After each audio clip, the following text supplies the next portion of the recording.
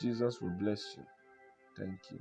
Please open our eyes to see once again in the name of Jesus. This is the ministry of Moses, part 71. The ministry of Moses, part 71. We're going to take our text from Numbers chapter 14, verse 13 downwards. Let us consider verse 13 to 20. And Moses said unto the Lord, then the Egyptians will hear it, for thou broughtest up these people in thy might from among them, and they will it to the inhabitants of this land, for they have heard that thou, Lord, art among those people. Now that thou, Lord, art seen that thou, Lord, art seen face to face, and that thou cloud standeth over them, and that thou goest before them by the day in a pillar of cloud, in a pillar of fire by the night. Now, if thou shalt kill all these people as one man, then the nation which have heard the fame of thee will speak, saying, because the Lord was not able to bring these people into the land which he swore unto them, therefore he had slain them in the wilderness. And now I beseech thee, let the power of my Lord be great, according as thou hast spoken, saying, the Lord is long suffering and of great mercy, forgiving iniquity and transgression, and by no means clearing the guilty, visiting the iniquity of the fathers upon the children unto the third and fourth generation. Pardon, I beseech thee, the iniquity of these people, according unto the greatness of thy mercy, and as thou hast forgiven these people from Egypt even until now. And the Lord said, I have pardoned according to thy word. Moses began to plead on behalf of the people. He showed God what killing the people will mean to the nations around, especially those nations from where they have been delivered. Moses continued to intercede for the people. He reminded God of his word and his nature. After the whole intercession, God decided to go ahead. God decided not to go ahead with his original plan. Meanwhile, the type of intercession that Moses did was a continuous one. He did not stop until he heard God spoke. And not only that, he continued the prayers until God said, I will no longer destroy the people.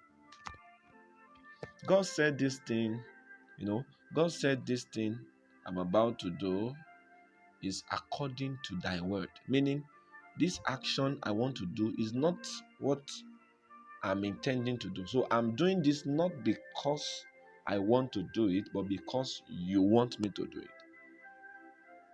it. This means that it wasn't God's idea, but that action was based on Moses' request. Though it was God that was doing it, but the whole action was influenced by the intercession of Moses. That would mean that intercession is so powerful that it can influence the decisions of God. So a man can make God change his plans? Jesus.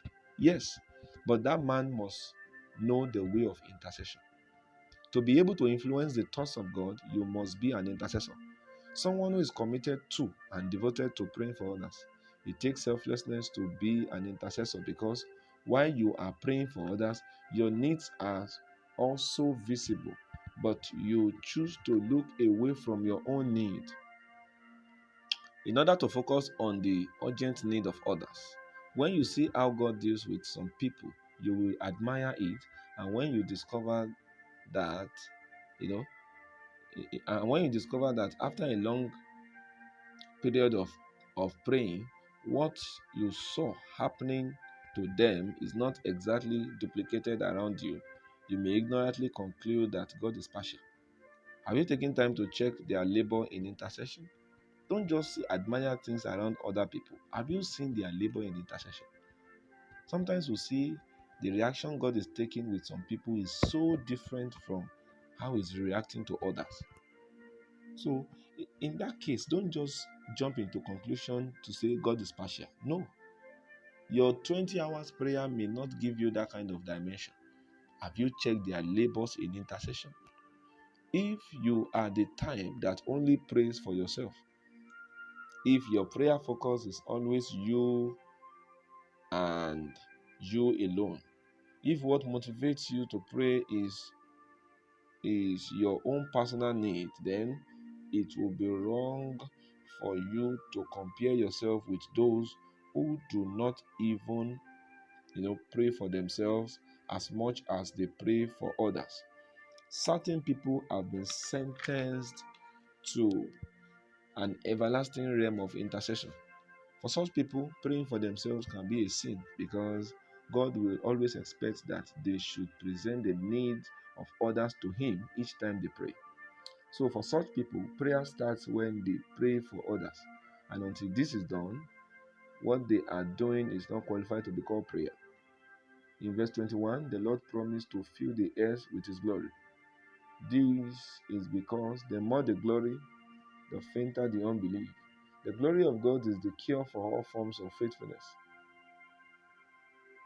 The glory of God is the cure for all forms of unfaithfulness. The glory of God, you know, is the cure for all forms of weakness and shortcomings. There is something about the intensity of God's glory that heats up fear and unbelief. There's a level of God's glory a man can be exposed to that suddenly it will become impossible for such a person not to trust God. Have you wondered why it seems Moses is usually not being affected by the unbelief of others? Many times the Bible will say the Israelites have sinned, they have displayed unbelief, but you won't hear God saying such things to Moses. The reason is not because Moses was a superman.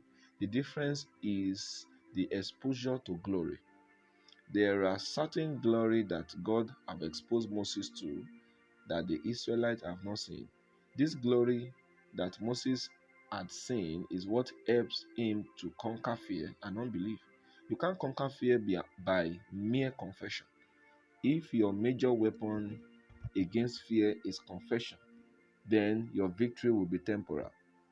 It will go and come after some time. But to totally eradicate fear, you will need God to expose you to a high intensity of His glory. Lord, expose me to your glory. I don't want to continue in my unbelief and in my faithlessness. In the name of Jesus. That's the wisdom of God. Don't sell it.